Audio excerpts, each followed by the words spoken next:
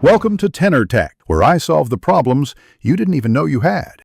You start by drawing clear mesh loops and labeling mesh currents like I1, I2, I3 clockwise. This gives you variables to solve for.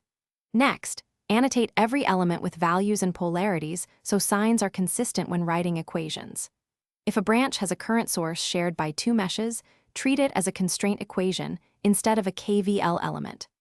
Once done, simplify series resistances that lie entirely within one mesh to reduce algebra later, and make sure node references match polarities. You now write KVL for each independent mesh.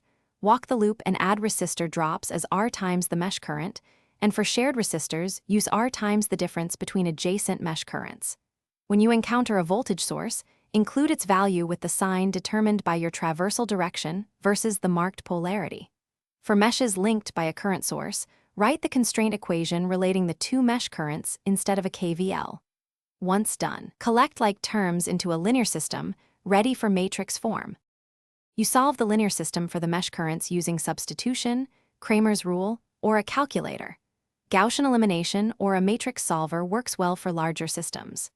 Then compute actual branch currents and voltages by combining mesh currents where they overlap, and verify results by checking KCL at nodes and global power balance, generated power equals dissipated power. If numbers disagree, review sign conventions, shared resistor terms, and any constraint equations for current sources. Typically, a flipped polarity or incorrect sign causes errors. Thanks for watching. Subscribe to keep your life in tune.